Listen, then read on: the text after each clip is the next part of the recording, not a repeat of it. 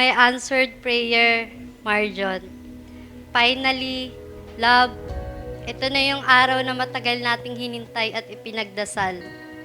I never imagined na darating yung araw na to, na yung taong nakilala ko lang sa isang simula na hindi ko akalaing may patutunguhan, ay siya palang papakasalan at makakasama ko habang buhay.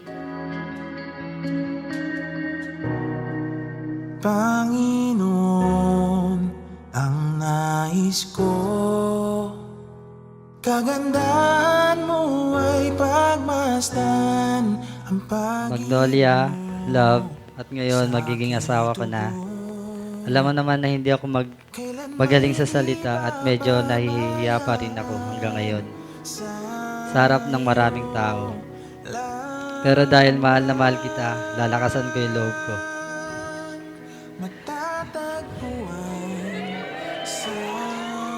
Love, pinipili kita ngayon at pipiliin kita araw-araw. Sa masaya, sa tahimik at sa kahit sa mga panahong mahirap. Mananatili sa iyong lilim at sasambahin ka sa dakong lihim. Mananatili sa iyong lilim nang masumpungan ka sa dakong lihim. Pero looking back, hindi pala aksidente ang lahat.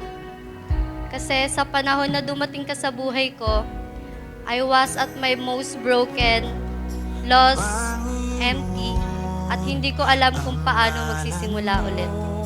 And in that season, God sent you not to complete me, but to walk with me habang binubuo niya ako ulit. Mahal kita dahil sa kung sino ka, mayayain pero maraming kwento pag tayong dalawa na lang. Tahimik pero punong-puno ng pagmamahal at higit sa lahat may takot sa Diyos. Lagi ko sinasabi sa iyo na pag naguguluhan ka at hindi mo alam kung ano ang gagawin o napanghihinaan ka ng loob, relax lang, mag-pray, pagkatiwala natin sa Kanyang lahat. Siyempre nandito lang din ako para sa iyo. Mananatili sa iyong lilim at sasambahin ka sa dakong. At pinapangako kong aalagaan kita, igagalang at mamahalin habang buhay. Magiging kakampi mo ako sa lahat, sa pangarap, sa problema at sa bawat laban ng buhay. Ibibigay kong lahat, pati ang sahod ko. At oo, pangako rin na patatawanin kita kapag kinakabahan ka at yayakapin kita kapag kailangan mo ng lakas. Mananatili sa iyong lilim nang masumpungan ka sa dakong lihim.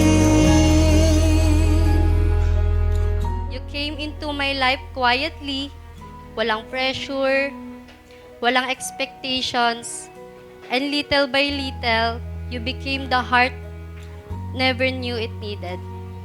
And today, I make this promise sa harap ng Lord at sa lahat ng taong mahal natin na narito ngayon. I promise na mamahalin kita sa best days mo, lalong-lalo na sa hardest days mo. I promise na pipiliin kita araw-araw kahit na sa panahong hindi na tayo nagkakaintindihan. I promise na magiging kasama mo ako sa pagpapalaki kay Abiana at sa pagbibigay sa kanya ng pagmamahal, gabay at seguridad na kailangan niya. Pinapangako ko din na si Lord ang magiging pundasyon at sentro ng ating pamilya at pagsasama. At sa kanyang patnubay, sisikapin kong mahalin at paglingkuran ka ng tapat at may takot sa kanya. Kailanman mananatili sa iyong lilim at sasambahin ka sa dakong lihim. Alam kong kasama natin ang Lord sa ating kasal, na siya ring naging center natin kung bakit natin ginusto at ikasal. Dahil ayoko rin namang habang buhay, housemate na lang tayo. Basta pag nahihirapan ka, nandito lang ako, magiging sandalan mo, sisikapin kong maging mabuting asawa sa iyo, tapat, maunawain at mapagmahal. Love, ikaw ang tahanan ko at ikaw ang pipiliin ko habang buhay. Mahal na mahal kita ngayon at magpakailanman.